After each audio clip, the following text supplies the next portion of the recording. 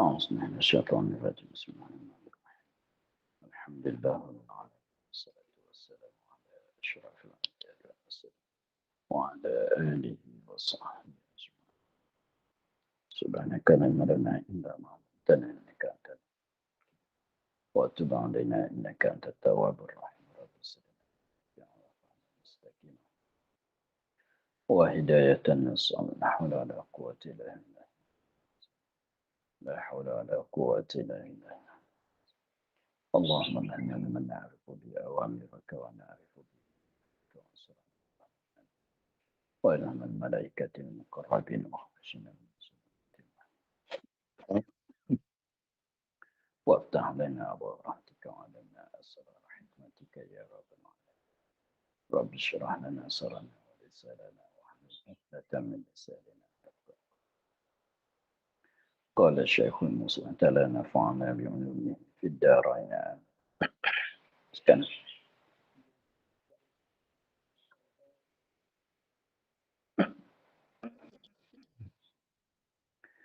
Dan kata musannif wa kadza yajibu alaihi وكذا يجب عليه أن يعرف مثل ذلك في حق الرسل عليهم الصلاة والسلام وكذا يجب عليه أن يعرف مثل ذلك في حق الرسل عليهم الصلاة والسلام. Terjemah dianya, dan demikian lagi wajib atas tiap-tiap mukallaf, wajib pada syarak atas tiap-tiap mukallaf bahawa mengetahui, wajib bahawa mengetahui ia mukallaf akan seumpama demikian itu, seumpama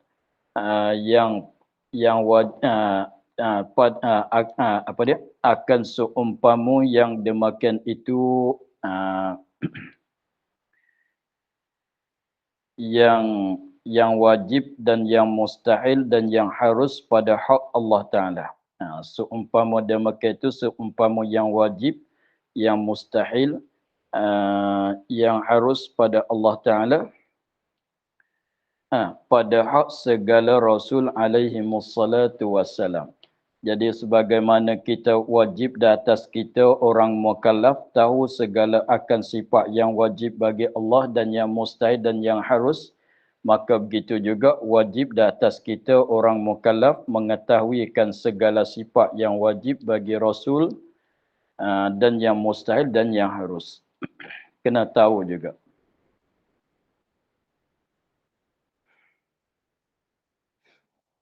Katanya dan menyebut oleh musannif akan lafaz mislu pada kata an ya'rifa misla dzalika, kena tahu seumpama demikian itu. Akan lafaz mislu arti seumpama, pada kata akan seumpama demikian itu. Dia sebut lafaz mislu yang arti kata seumpama tu, yang kita terjemah pada bahasa Melayu kata seumpama tu kerana isyarat. Dia kata begitu untuk nak isyarat. Isyarat ia kepada bahawa wajib daripada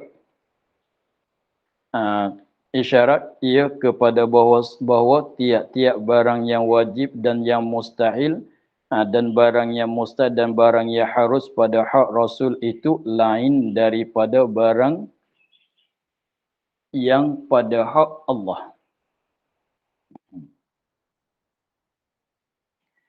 Dia katanya,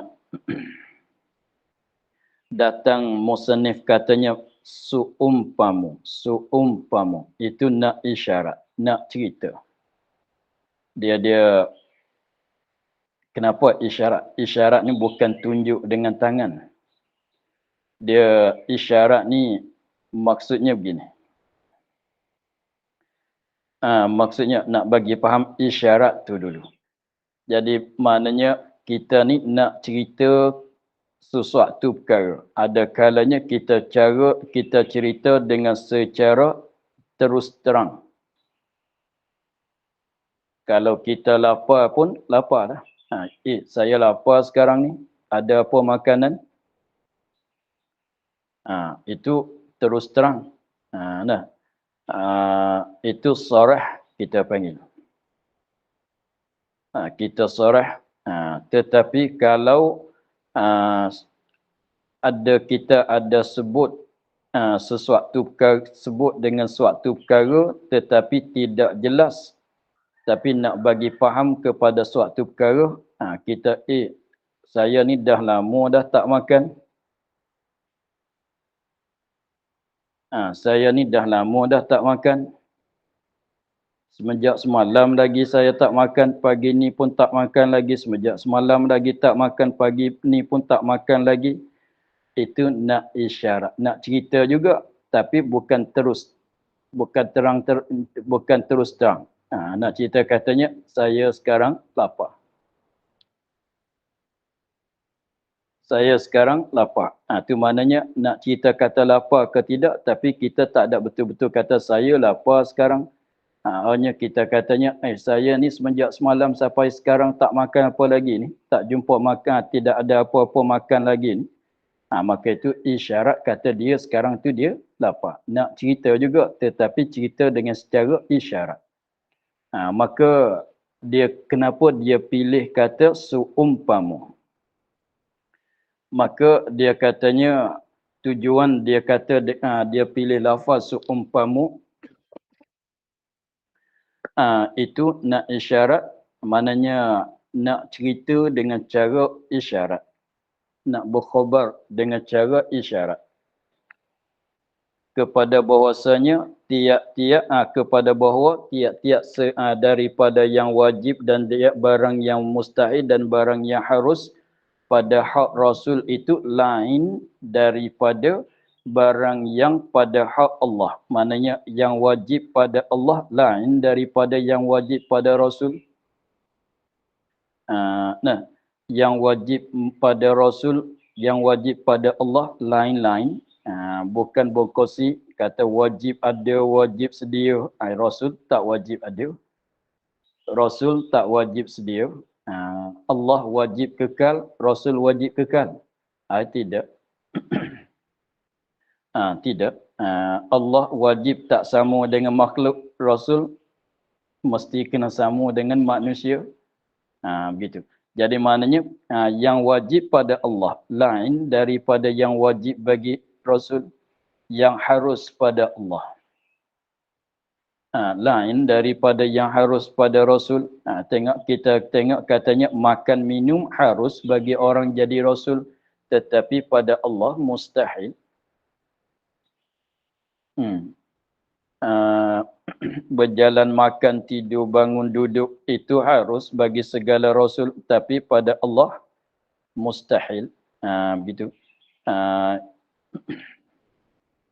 Binasa Allah mustahil, tetapi binasa mati Allah mustahil. Mati segala Rasul adalah harus. Nak ceritanya begitu. Nak isyarat kepada maknanya begitu. Kata lain-lain. Bukan wajib bagi Allah dan Rasul ada, wajib bagi Allah dan Rasul sedia. Bukan begitu. Bukan sebiji-sebijinya begitu. Lalu tu dia pilih guna lafaz perkataan mislu, seumpama.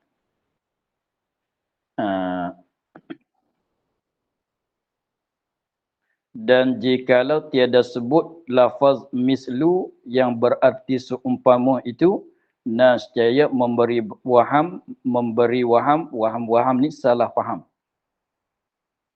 Nascaya memberi waham bagi salah faham bahawasa barang yang wajib dan barang yang mustahil dan barang yang harus pada Rasul itu ain yang wajib. Mana suatu benda.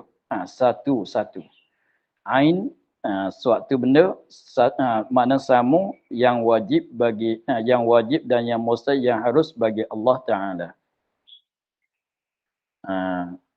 Kalau tak sebut lafaz seumpama, jadi boleh jadi orang tu faham katanya Wajib bagi Allah ada, wajib bagi Rasul ada, wajib bagi Allah sedia, wajib bagi Rasul sedia, wajib bagi Allah kekal, wajib bagi Rasul kekal. Boleh jadi takut orang nak faham gitu. Lalu tu nak tolakkan waham, salah faham itu dia datangkan dengan lafaz mislu, lafaz seumpama. Kenapanya begitu? Sebab kita, kalau kita katanya nak buat seumpama, seperti, nak kata banding-banding ni, dia benda lain. Sebab tu kita kata anak gajah, tak boleh kita kata serupa dengan gajah. Tak boleh kita katanya anak gajah seperti gajah, seumpama gajah, tak boleh. Dia besar, masalan, dia kalau gajah, tak, kalau anak gajah sekalipun, kita tak boleh kata seumpama seperti semacam anak gajah ni macam gajah dah.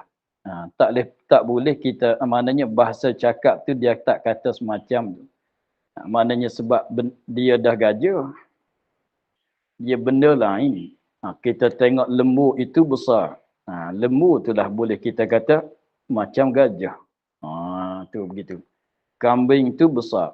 Apabila kambing tu besar, barulah boleh kata, kambing ni besar macam gajah. Maknanya, kalau begitu gajah dengan kambing, lain-lain benda. Tengok, ilmu orang itu banyak seperti laut. Ilmu dia luas seperti laut. Ilmu lain, laut lain.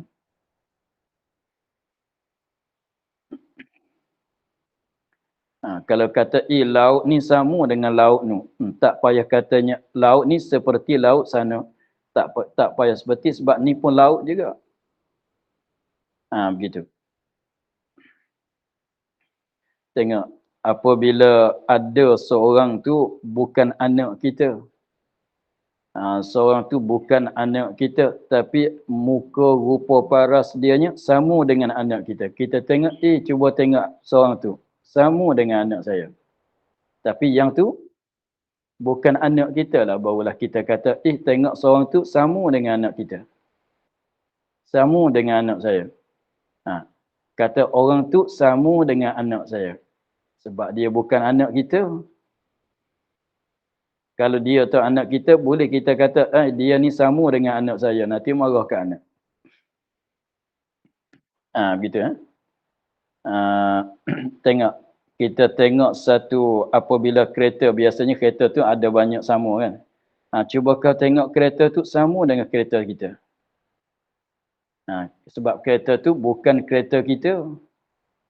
Sebab tu kita katanya, sama dengan kereta kita. Seumpama dengan kereta kita, sebab bukan kereta kita. Tetapi kalau kita tengok kereta kita sendiri, bolehkah kita kata, cuba kau tengok kereta depan rumah kita, sama dengan kereta kita. Tak sama mana kereta kita dah. Tak boleh nak kata sama serupa lah. Ni nak kata sama serupa tu, seumpama tu benda lain-lain. Begitu. Itu kaedah guna lafaz mislu. Sebab dalam kaedah dia katanya, kalau nak banding, banding benda yang lain. Kalau satu benda tu, tengok, kita katanya anak lembu. Lembu ni sama dengan ibu lembu. Tak boleh kata seumpama sebab dia dah lembu. Kalau kambing tu besar, boleh jadi kambing ni besar sama dengan lembu. Baru boleh kita cakap gitu. Begitulah. Jadi maknanya nak cerita katanya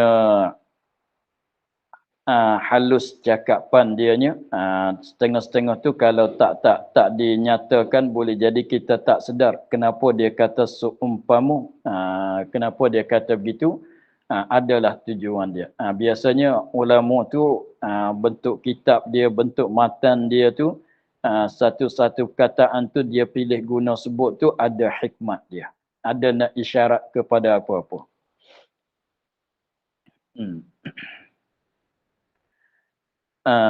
Maka dia kata arti kata musannif.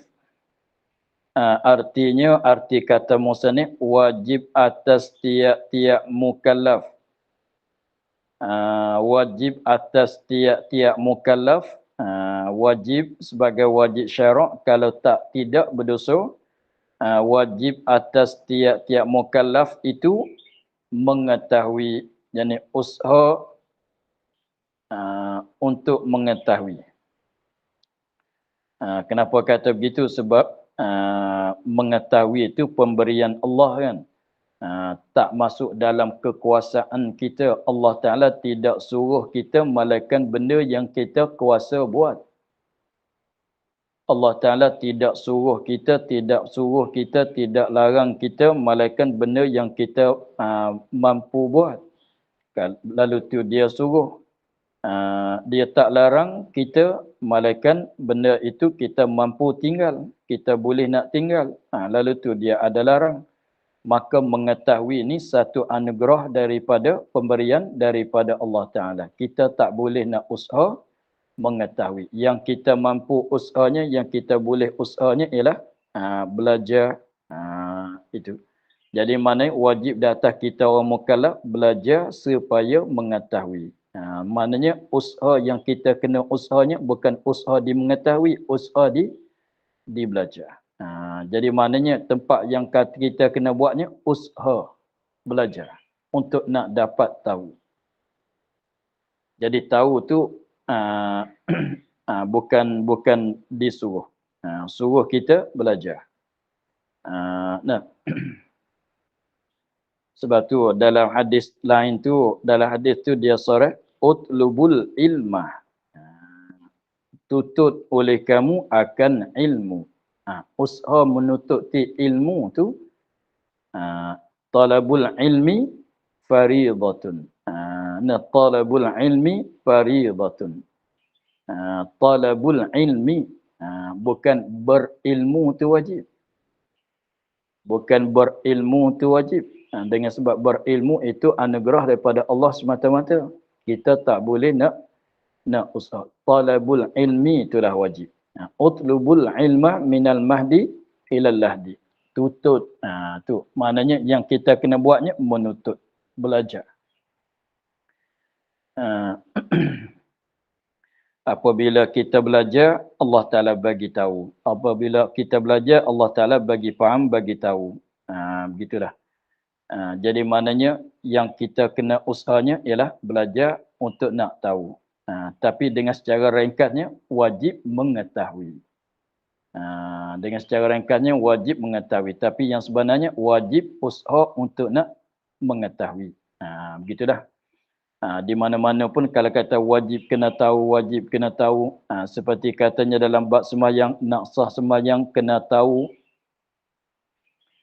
Tidak sah sembahyang kalau tak tahu syarat rukun, maka wajib kena tahu syarat rukun. Maknanya kalau tak tahu kena belajar. Artinya wajib atas tiap-tiap mukallaf itu mengetahui barang yang wajib, barang yang sifat-sifat yang wajib bagi Rasul,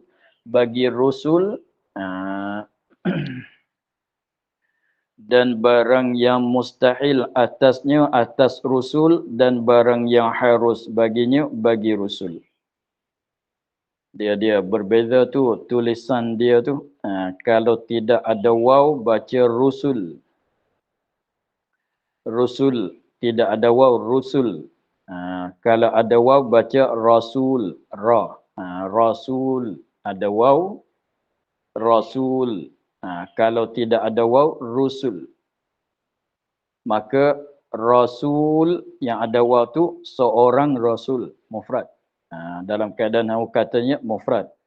Rusul yang tidak ada waw baca dhammah ra. Rusul itu jamak beberapa orang jadi rasul.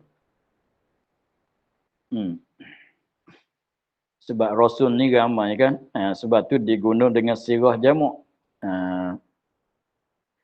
Jadi maknanya wajib di atas kita orang mukallaf usaha dan belajar supaya dapat mengenal, dapat mengetahui mana sifat yang wajib bagi Rasul, mana sifat-sifat yang mustahil di atas Rasul, mana dia sifat-sifat yang harus bagi orang jadi rasul. Jadi usaha belajar tu adalah diwajib oleh syarak. Dengan maknanya kalau tak tahu dengan sebab tak belajar, maka tak tahu dengan sebab tak belajar, maka adalah berdosa. Tetapi kalau tak tahu tapi sekarang dia dah usaha belajar tetapi belum tahu lagi, Allah Ta'ala belum buka lagi, maka itu dah lepas daripada berdosa. Tapi tak sepenuh lagi lah, kena belajar lagi selama mana tak tahu. Tak tahu sebab tak belajar, berdosa. Tak tahu tetapi dah usaha belajar secekap-cekap, maka dah lepas pada berdosa, tapi jangan berhenti belajar lah. Maknanya apabila dah tahu, dah kenal, bolehlah kalau nak berhenti belajar pun.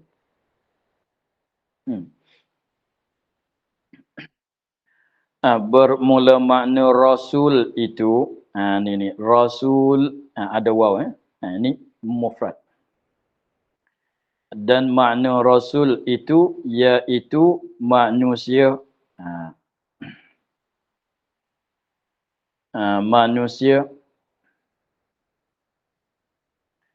Jadi sebut kata rasul-rasul di sini ialah manusia, bukan malaikat, bukan jin dan lain. Rasul di sini ialah manusia. Kenapa dikatakan manusia? Sebab malaikat Jibril pun dipanggil rasul juga, sebab dia menengahi yang Allah Ta'ala utuskan Jibril menyampai kepada Nabi. Nabi itu diutuskan Rasul, diutuskan Nabi untuk menyampai kepada umat. Jadi mana kalau kita kiranya Jibril pun Rasul, Nabi Muhammad pun Rasul. Jadi maknanya tilik kepada Jibril menyampai kepada Nabi, dikatakan Jibril itu Rasul daripada Allah, Rasulullah juga. Sebab dia itu menyampai, diutus kepada Nabi. Dan Nabi itu panggil Rasul juga. Nabi Muhammad pun panggil Rasul juga. Tiba dia tu diutus untuk menyampai kepada kita-kita umat. Jadi Jibril pun Rasul. Nabi Muhammad pun Rasul. Tetapi apabila yang kita maksud di sini kata Rasul-Rasul, Rasul mana? Rasul manusia. Rasul di sini ialah Rasul manusia. Sebab tu kata Rasul tu iaitu manusia.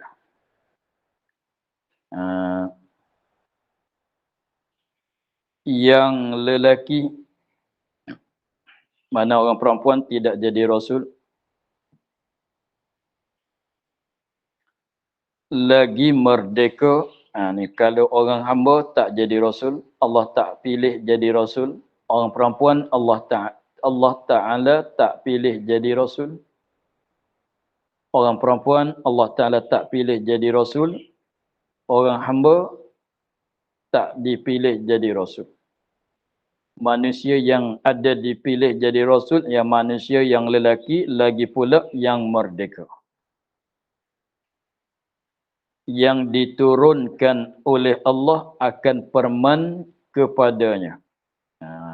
Wahyu lah. Yang diturunkan Allah akan perman, akan wahyu kepadanya, kepada manusia tadi. Yang Allah Ta'ala turun perman, perintahan, wahyu kepadanya. Mana seorang manusia yang lelaki yang merdeka yang Allah Ta'ala turunkan wahyu kepada dia. Turunkan perman kepadanya. Apa dia perman? Daripada hukum. Tu makna perman. Apa dia perman di sini?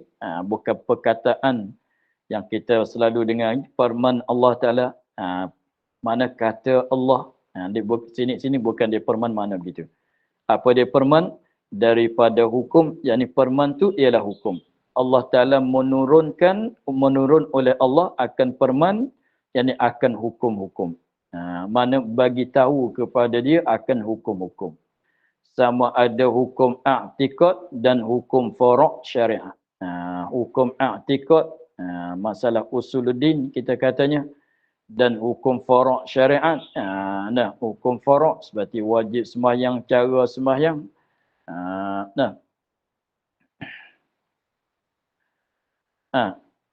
daripada ibadat. Hukum furu' daripada ibadat. Dan menyuruh, kalau tak disuruh maka Nabi saja.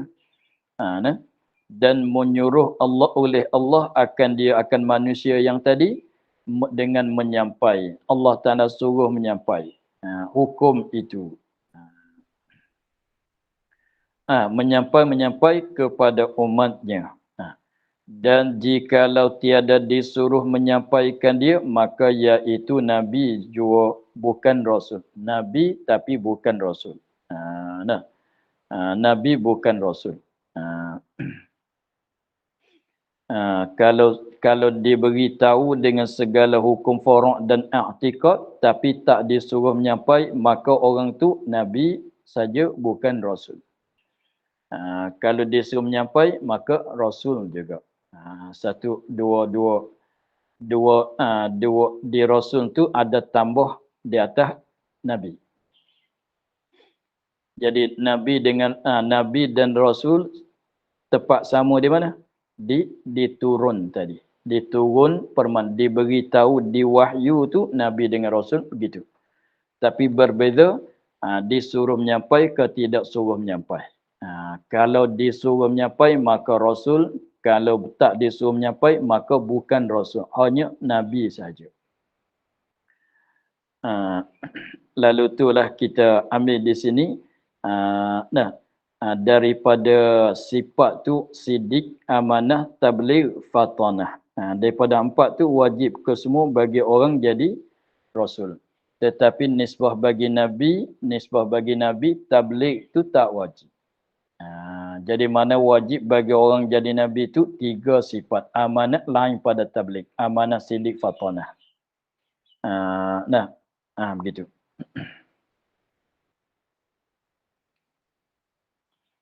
Katanya maka Rasul itu khusus dan Nabi itu umum. Maka daripada ta'rif saninya, daripada makna san itu kita boleh faham sebut kata Rasul itu khusus dan Nabi itu umum. Khusus tu maknanya tak luas lah.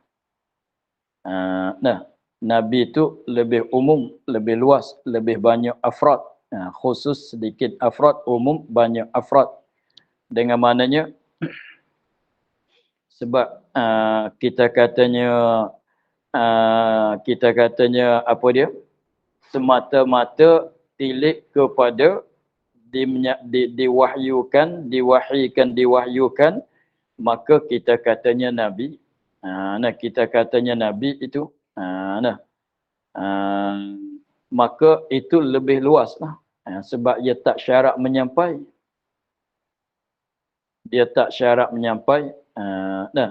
Tetapi kalau Rasul tu khusus sebab disyaratkan menyampai.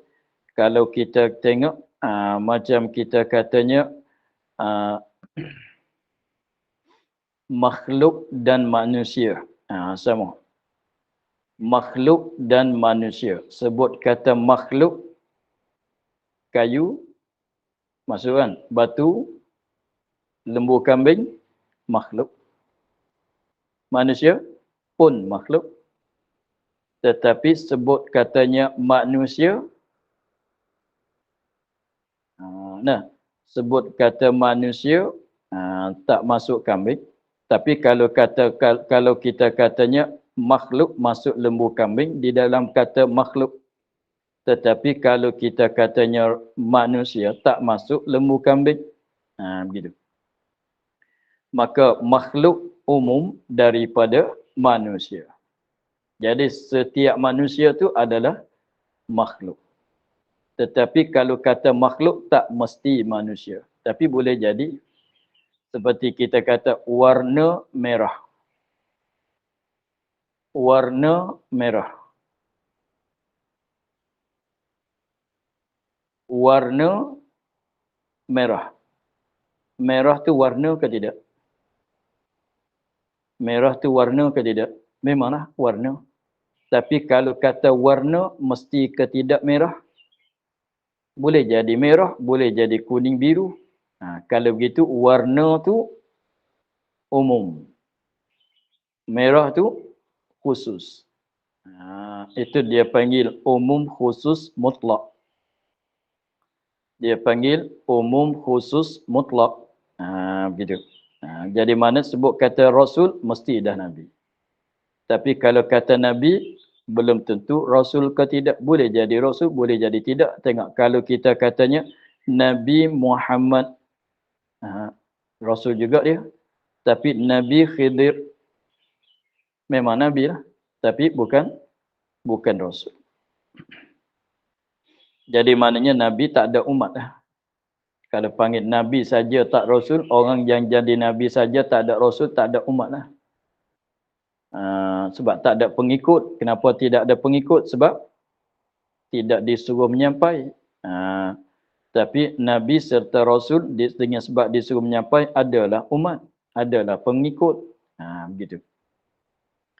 Jadi nak cerita katanya dia kalau orang belajar ilmu mantik, dia diajarkan suruh buat nisbah di antara lafaz. Yang ni dengan yang ni, apa kenaan dia? Nabi dengan Rasul, apa kenaan dia? Umum khusus mutlak. Seperti warna dan merah. Warna merah, walaupun kita cakap straight warna merah, tapi warna dengan merah cuba adu dua tu. Nisbah, maka jadi umum khusus. Buah durian. Buah durian. Sebut kata durian, mesti buah. Tapi sebut kata buah, boleh jadi durian, boleh jadi rambutan langsa. Begitulah. Kalau begitu, buah durian. Buah durian, dua-dua kataan tu umum khusus mutlak. Sebut kata buah tu umum sebab dia banyak masuk di bawah kata buah. Tapi kalau sebut kata durian, rambutan tak masuk di bawah kata durian. Nangka tak masuk di bawah kata durian, walaupun nangka tu berduri juga. Begitulah umum khusus. Tapi kalau nyanu, dia panggil, kalau Nabi Rasul umum khusus mutlak. Umum khusus mutlak, Nabi dengan Rasul. Tetapi ia ada satu laginya, umum khusus min wajhin. Ada satu lagi. Seperti kita katanya, apa dia? Seperti kita katanya, meja kayu. Meja kayu. Maka kita asing-asing. Meja tak mesti kayu, kayu tak mesti meja. Meja mesti ke tidak kayu? Tak mesti. Meja besi pun boleh jadi. Tilik kepada kayu, kayu ni tak mesti meja. Kayu ni, sebut kata meja, meja dulu. Meja, sebut kata meja, mesti ke tidak kayu? Tak mesti. Besi pun boleh jadi. Plastik pun boleh jadi. Kayu pun boleh jadi. Sebut kata kayu, mesti ke tidak dijadikan meja? Tidak. Jadi lantai pun boleh. Jadi kursi pun boleh. Begitu. Tetapi yang di depan kita ni, meja kayu. Meja lagi pulaknya kayu. Cincin emas. Cincin emas. Kita kata ni kat jari saya ni cincin emas. Maka memanglah kat jari kita cincin ke tidak? Cincin. Emas ke tidak? Emas. Macam apa lagi? Ni. Kain baju. Kita katanya kain baju. Kain baju. Maka kat badan saya ni apa? Kain ke tidak? Kain. Baju ke tidak? Baju. Tetapi baju tak mesti kain. Kalau orang berperang, baju dia besi. Kan? Baju tak mesti kain. Ada kalau tempat yang sejuk, baju dia apa? Kulit. Kalau orang berperang, baju dia besi. Lepas tu pula kain tak mesti baju. Jadi stukin, jadi seluar, jadi kopiah, jadi kain tudung, telekung, begitu. Itu panggil umum khusus min wajhin. Saja nak bagi biasa dengar. Maka tiap-tiap Rasul itu Nabi Sebut kata Rasul, mesti Nabi. Ini Muhammadun Rasulullah. Tak payah tanya Nabi ke tidak dia. Memanglah. Ini durian buah ke buahan ke? Memanglah. Begitu. Ini manusia makhluk ke tidak? Memanglah. Begitu. Ini Isa Rasulullah. Nabi ke tidak dia? Memanglah. Begitu. Sebab tu katanya, maka tiap-tiap Rasul tu Nabi, sebut kata Rasul, mesti Nabi. Sebut kata durian, mesti buah. Sebut kata merah, mesti warna. Begitu kan? Dan tiap-tiap Nabi itu, dan tiap-tiap Nabi itu Rasul, mana tak mesti Nabi itu Rasul. Maknanya kalau panggil Nabi, tak mesti kena atas Rasul. Sebut kata warna, tak mesti merah. Sebut kata buah, tak mesti durian. Mana begitu? Sebut kata Nabi, tengok. Nabi Khidir, tapi bukan Rasul. Boleh jadi ke tidak? Betul ke tidak kalau kita kata begitu? Khidir itu, Sayyidina Khidir itu Nabi, tapi bukan Rasul. Betul ke tidak? Betul. Kan? Muhammad itu Rasul. Sebut kata Rasul, mesti ya Nabi. Itu mana dan tiada tiap-tiap Nabi itu Rasul. Mana tak ke semua Nabi itu Rasul. Mana gitu. Tak ke semua Nabi itu Rasul. Tak ke semua orang jadi Nabi itu jadi Rasul ke semua. Tak mesti. Tak ke semua kata buah tu durian. Sebab rambutan pun buah juga. Tak ke semua kata warna tu merah. Sebab kuning pun warna juga. Tu kalau umum khusus tu kita cakapnya begitu. Nabi, sebut kata Nabi tak mesti Rasul. Sebut kata Rasul mesti Nabi. Sebut kata merah mestilah warna. Sebut kata warna tak mesti merah. Sebab tu kalau orang nak kirim kita beli, kita nak pergi kepada pasar buah-buahan, dia kata saya nak kirim kau beli buah-buahan, kita kena tanya dia balik tu. Kena tanya dia macam mana? Durian ke apa? Kena tanya dia begitu. Sebab dia katanya, kalau kata nak pergi ke pasar, saya nak kirim beli ikan, kita kena tanya pula, kembung ke air ke masalah. Begitu kena tanya pula. Sebab kata ikan tak mesti kemun kan. Tapi kalau kemun, mestinya ikan. Begitu. Lauk dengan katalah lauk dengan ayam, lauk ayam,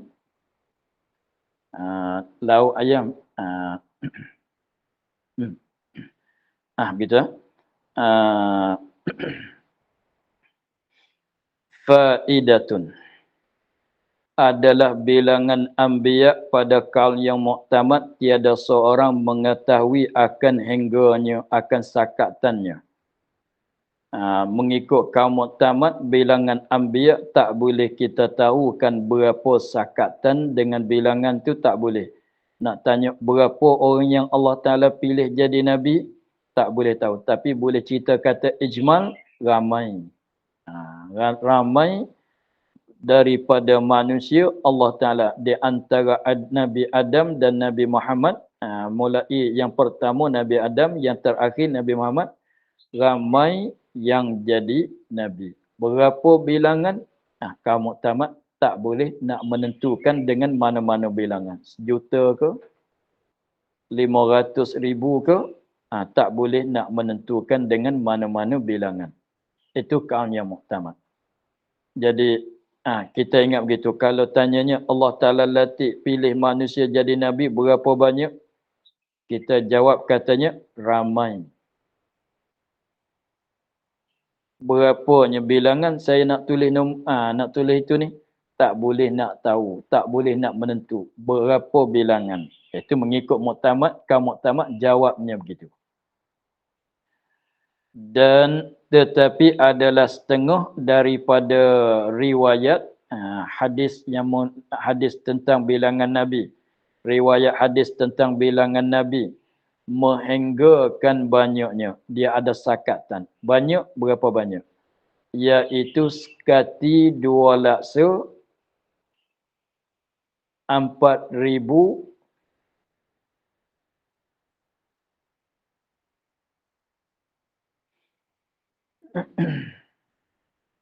sekati 204,000. Dan yang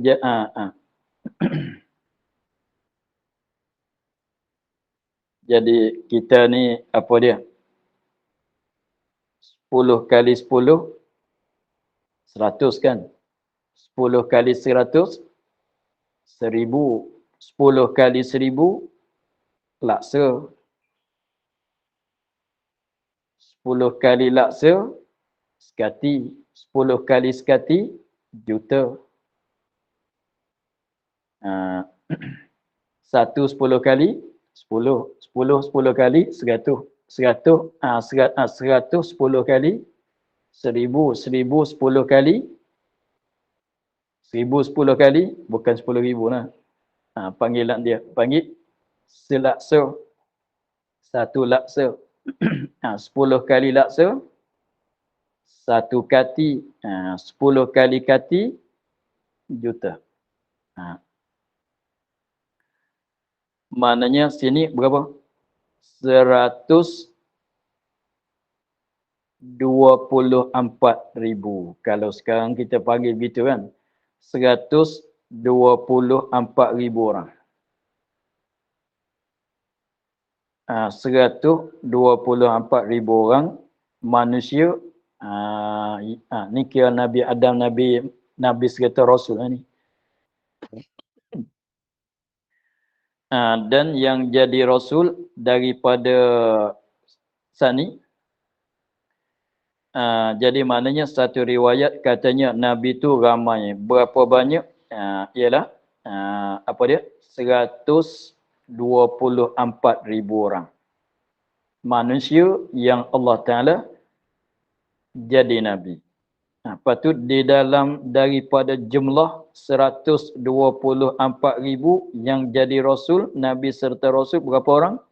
Dan yang jadi Rasul daripada mereka itu, daripada sekati 204,000, 313 orang.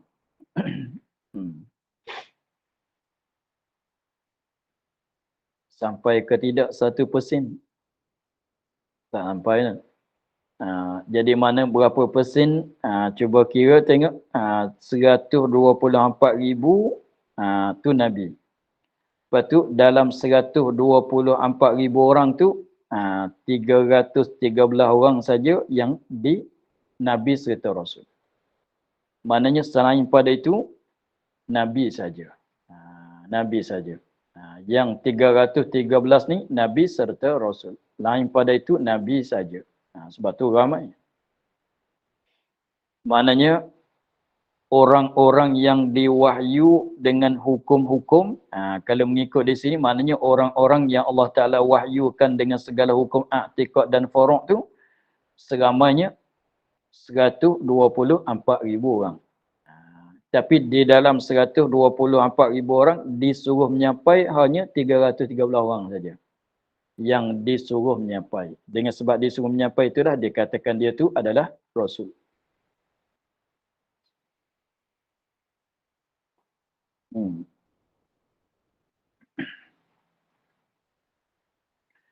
Dan pada satu riwayat 314 orang. Rasul-Rasul. Jadi bertengkahnya seorang. Macam ni 313. Satu riwayat 314. Adapun kaul yang berkata 15. Dia kata 315.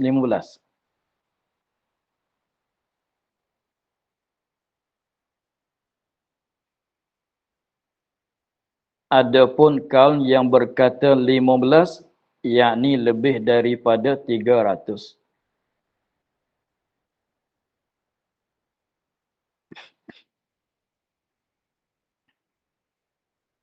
Yakni lebih daripada 300. Kalau kata 15, mana 315 tu lah.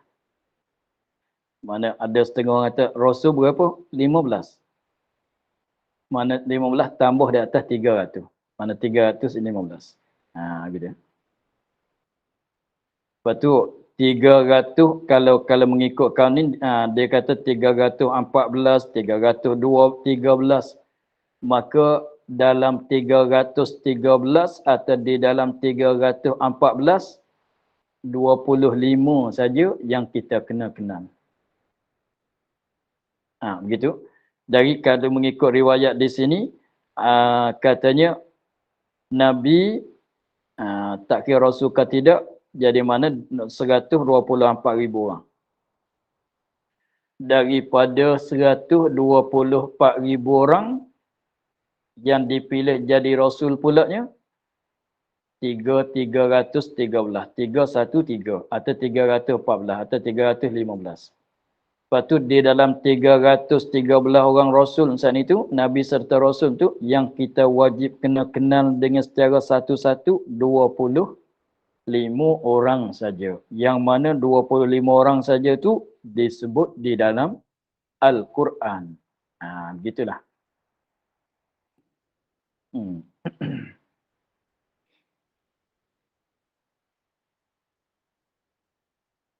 Habis ya.